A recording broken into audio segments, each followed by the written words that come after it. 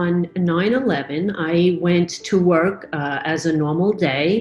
My husband was a New York City firefighter, and he was at work. So when I got up, I was alone in the house, took the dog out, and I went on to work. It was about 5:30 in the morning. And I'm an ICU nurse and went right into a very critical patient who I was extremely busy. I was only allowed to have that one patient that day because it was such a busy critical patient. And about when the first tower was hit, one of my colleagues came to me and told me, but I was so engrossed in taking care of the patients, I was kept working, and then it dawned on me that my husband could be there. So that was my first heart sunk of the day. And then and I knew he would be one of the first due. I had to stay in my work mode to take care of the patient. So I continued on, and when it came to the second tower, I was extraordinarily concerned that my husband was there. So it was so surreal. But on the other hand, as a hospital, we had to prepare for what we thought were going to be patients.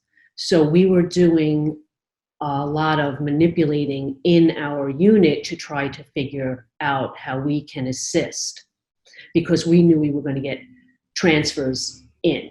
So I just kept working, and that gnawing thought of, okay, I hope he's okay. I hope he's okay. And I didn't really have any time to see any footage. I had no time to watch it in real time. So it was probably around 1:30 in the afternoon, and my previous manager was walking down the hall, and I could not read her face. And it was very much that I thought she was going to tell me some horrible news. So the first thing she said to me was, the FDNY just called. My heart sunk again. And they said, Roy's alive, but we don't know what condition he's in. So when my patient was so sick, I had no choice. I just kept in work mode.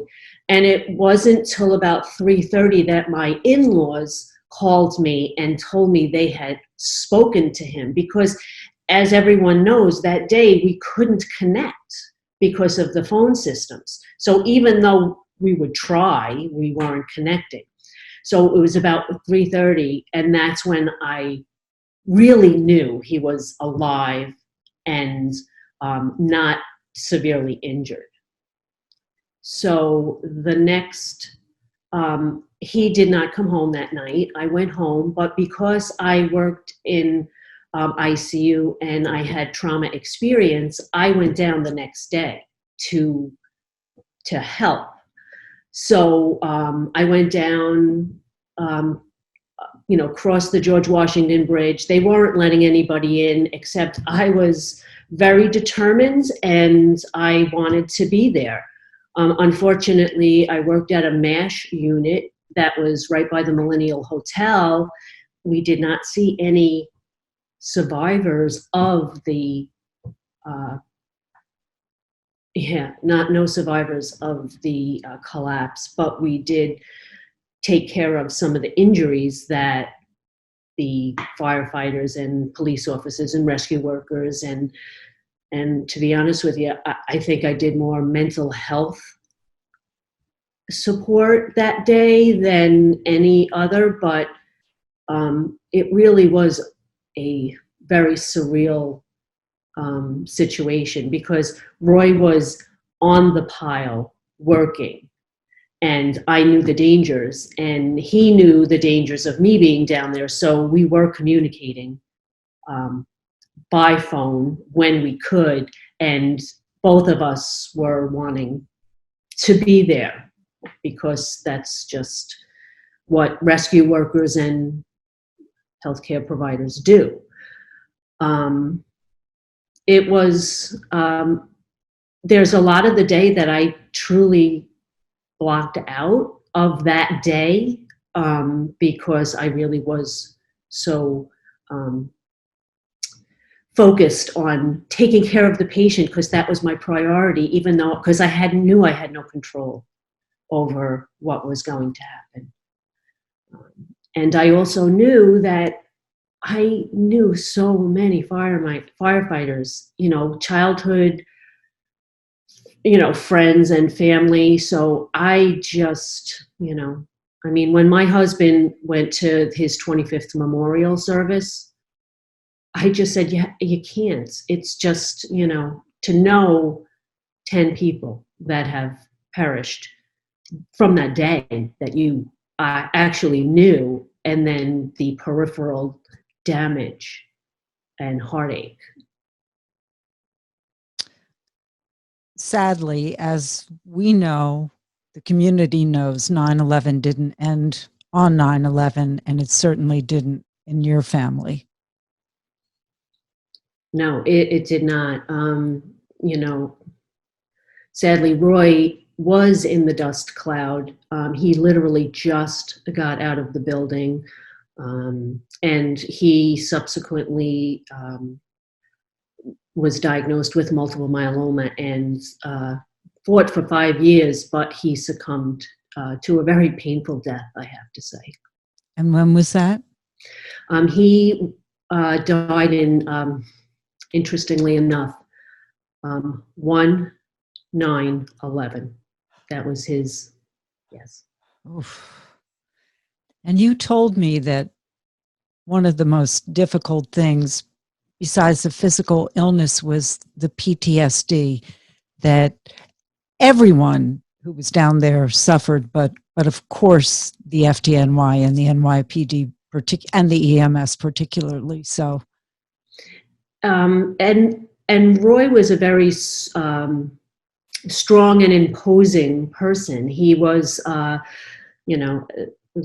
guys really looked up to him. Like, if Roy can survive, and if Roy couldn't survive, like, what does that mean for us? Like, that was the general feeling. He did suffer from post-traumatic stress, and it wasn't that we talked about it, but he had nightmares. He called me on the George Washington Bridge. He was stuck in traffic, like, shortly after 9/11, and was like panicking. Like, I have to get off this bridge. And that was so outside his wheelhouse. It really was. He was the type where, we used to go camping, and I was like not afraid of bear because I knew Roy would take care of it. Like, it was, that was the kind of guy he was. So to see him torn emotionally to that level was really heartbreaking. He didn't show it. He really kept but it was a really, really challenging time for him. Nightmares, waking up in the middle of the night. And the guys don't talk about it. They don't talk about it because it's not manly, or, so they hold it in and they bottle it up. And, that spills out onto, their lives, and so many guys are, and women today, they're still suffering, they're still suffering. And, it's 20 years later, and, almost 20 years later, and it's still present in so many people's lives, people that live down there, residents. I can't tell you how many of my friends have, like, their firefighter wives whose husbands have cancer. So it's never ending for the 9/11 community. Whether, I had people I knew that died on 9/11, and I'm still friends with those wives. And then, and then my new community that we have become connected because of 9/11, and the suffering that you see is really very sad. It's very sad. How is your health, Trish? It's interesting. I have I have asthma, and I was hoping not to cough during this this interview, because I do take medication.